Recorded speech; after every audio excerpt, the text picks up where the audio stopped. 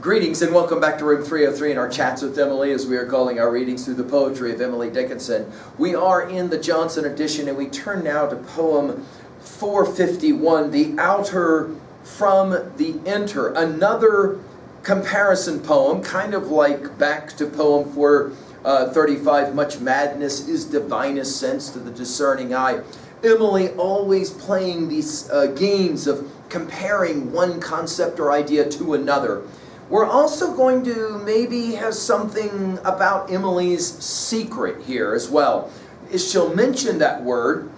She mentions it in several of her poems. And of course, scholars have always spent time trying to figure out, what are Emily's secrets? Did she become, for example, this quote-unquote recluse, although that's really not a fair word to assign to her, but did she become more withdrawn from society because she had some secret, or she was hiding some secret? We'll obviously get into it in this discussion as well. Now, our assumptions, I think you've been following our stuff at learnstrong.net, down that left-hand side, Chats with Emily, our playlist. I'm hopeful that you worked through our set of introductory comments, as well as our preceding 450 poems. We just finished with 450, Dreams Are Well. Now, here we're going to meet, again, Emily as artist. She'll talk about the visual arts, for example. But I want to point out as well the way in which Emily is both at the same time the observer and the observed. It's as if Emily knew that she was being watched, and she herself obviously watching as well. She'll make the observation that here the face is almost like a canvas where certain things are placed there. We can't help but think of, for example, Lady Macbeth speaking to her husband Macbeth in 1:5. Thy face is as a book where men may read strange matters to beguile the time, look like the time, look like the innocent flower, but be the serpent under it. You'll remember, that's of course the somewhat toxic view of the idea of the face. Here Emily will be playing the same game.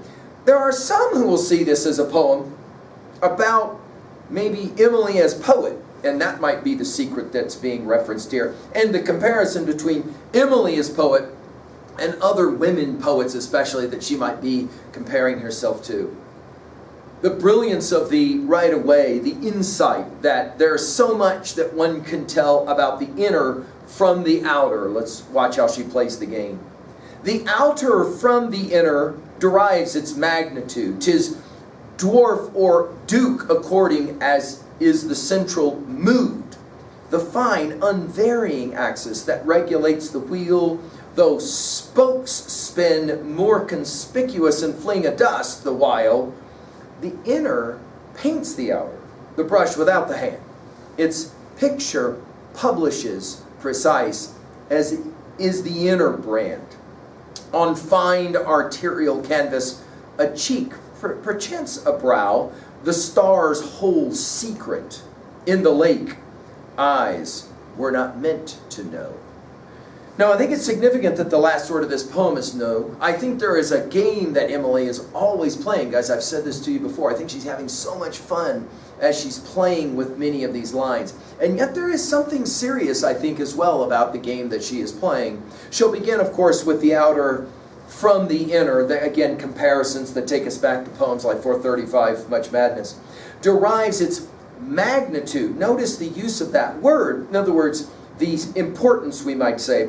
'Tis, and then she'll compare dukes to dwarfs. And then she'll say it all has to do with the central mood. Mood is used in all of her poetry once and only once, and it's right here. I find that interesting. Here, the central mood. In other words, we can tell a lot about the attitude from the exterior, or can we? Again, she'll play the game. The comparisons between the duke who has tremendous power and the dwarf in this rendering that maybe has very little power. It's an interesting use of the word dwarf, right? And then she'll get to the word fine, which maybe is ironic here, if she is, especially if she is making some kind of gesture towards the fine writing that she doesn't want to be a part of. Notice we've got this unvarying access.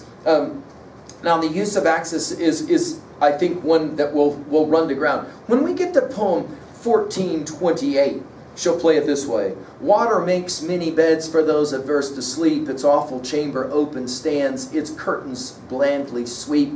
Abhorrent is the rest in undulating rooms whose amplitude no end invades, whose axis never comes. Notice here it's an unvarying axis. It's this word picture of the wheel that's spinning, and we can't help but read this and not think about our Walt Whitman Song of Myself, passage 48. There's no object so soft, but it makes a hub for the wheeled universe. The wheel is spinning. The axis remains consistent. That regulates the wheel.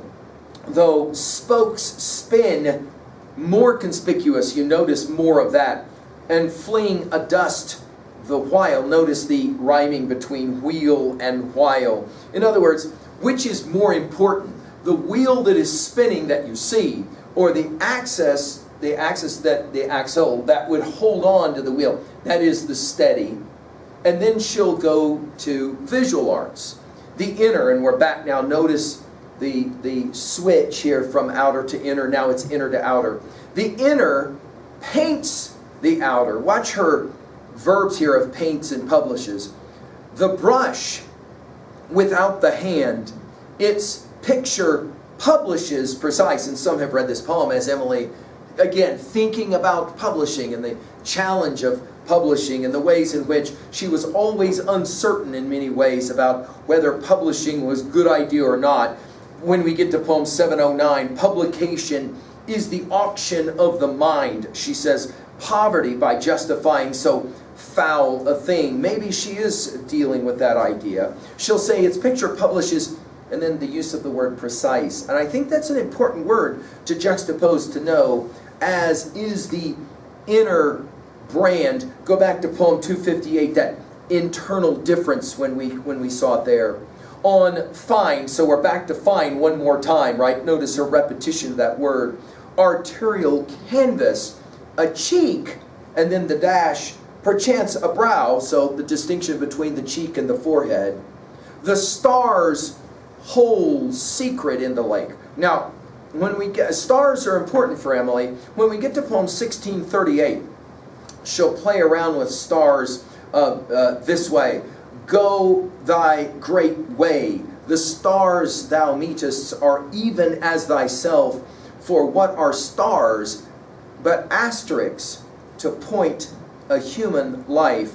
The idea of the star here, whole secret, is represented in the reflection in the lake. Obviously, this is an interesting word picture. By the way, secret used in at least 30, maybe 31 poems where she'll reference secrets. And then she'll make her observation about eyes. In other words, there's things you're not going to be able to tell about a person by simply looking at them with your eyes. You're going to have to see beneath. You're going to have to see deeper. By the way, when we get to poem 561, we're going to enjoy her use of the word eyes in this way. I measure every grief I meet with narrow probing eyes.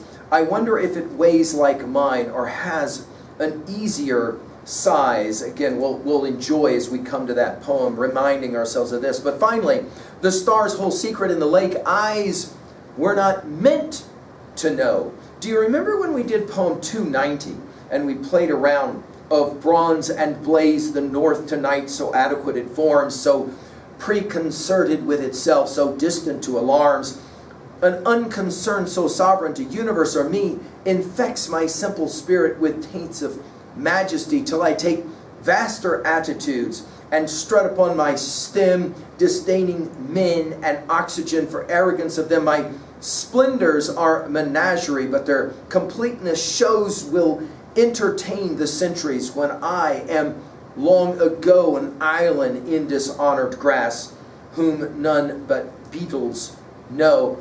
I think this idea of knowledge and what it is that one can know and what it is that one understands about not only others but oneself is central here. At 2a, I think the message is here is that our outward behavior often do reflect our inner mood, our inner attitude, if you will. We, in other words, try in some ways to kind of protect ourselves from revealing a secret life, and we are watching others and they are watching us, trying to figure out what it is that's being hidden. At 2b, obviously the parallel aphoristic form is at play here, and I love her word choice as well. At 3a, many have pointed out that Emily could have borrowed this idea of the power of the wheel from her study of Bunyan's Pilgrim's Progress, where the constant man is the one that's so different from the frivolous man. Her use of the word fine comes to mind here. That is to say, the wheel is man's engine in that poem of spiritual progress. We've given lectures on Pilgrim's Progress at learnstrong.net, and we mentioned as well Walt's Song of Myself 48, no object so soft, but it creates a hub for the wheeled universe. Finally, at 3b, what are your thoughts about how you read people, and how people read you, and how they're capable of reading you? What secrets do you have that maybe you wish to keep to yourself so that others don't necessarily know? Thank you.